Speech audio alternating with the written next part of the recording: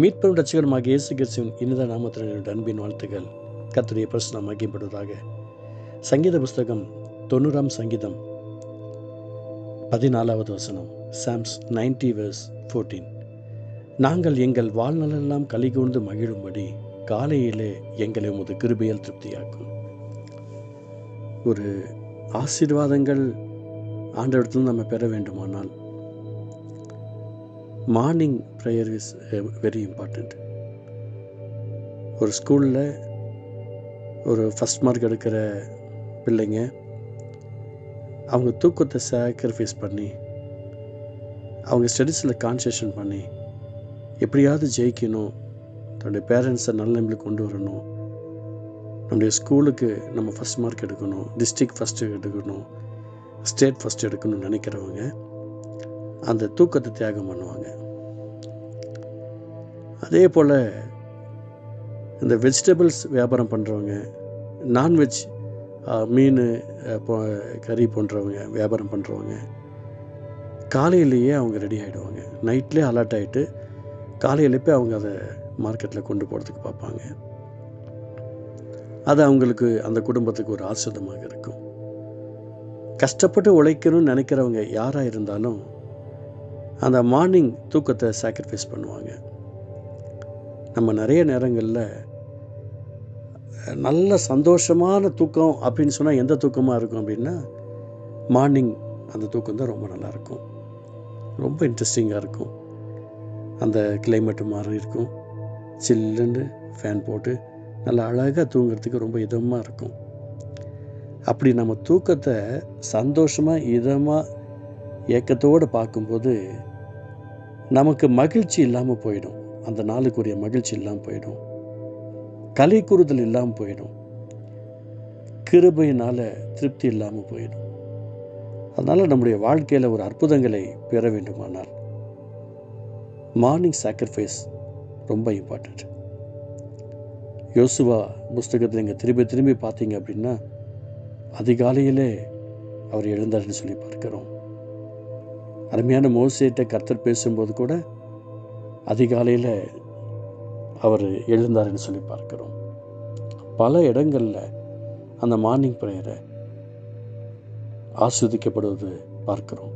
ஏசப்பா கூட அதிகாலை இருட்டோடு எழுந்து வனதமிழத்துக்கு அங்கே போய் ஜெபம் பண்ணார் சொல்லி பார்க்கிறோம். நாங்கள் எங்கள் வாழ்நாளெல்லாம் களி கூர்ந்து மகிழும்படி காலையிலே எங்களை உமது கிருபையால் திருப்தியாக்கும்.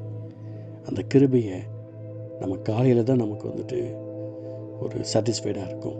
திருப்தியான ஒரு ஆசீர்வாதம் எது அப்படின்னா அந்த கிருபை தான். நம்ம சாப்பிட்ற சாப்பாட்லேயோ டீ காஃபிலேயோ இல்லை பால்லேயோ ஹார்லிக்ஸ் பூஸ்ட் போன்விட்டாலேயோ திருப்தி கிடையாது. இந்த கிருபையில் தான் நமக்கு திருப்தி. அந்த கிருபை நம்ம கூட இருக்கிற வரைக்கும் திருப்திக்கு நேராக கர்த்தர் நடத்திக்கிட்டே இருப்பார்.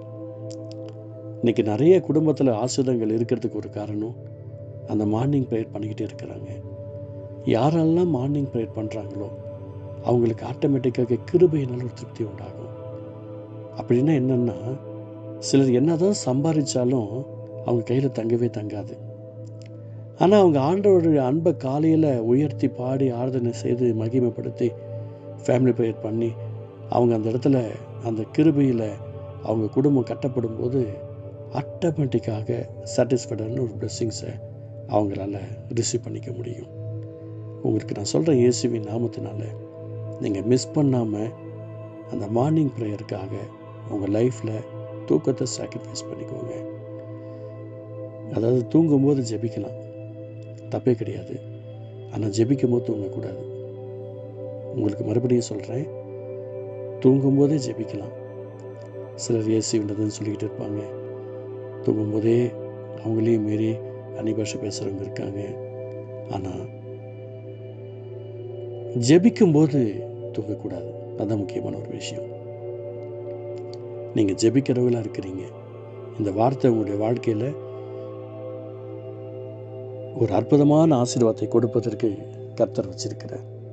எனக்கு பிரியமானவர்களே, எனக்கு தெரிந்த ஒருவர் மார்னிங் ப்ரேயரை ரொம்ப இம்பார்ட்டன்ட் பண்ணுவார். அதுக்கப்புறம் எந்த ப்ரேயரையும் எடுத்துக்க மாட்டார்.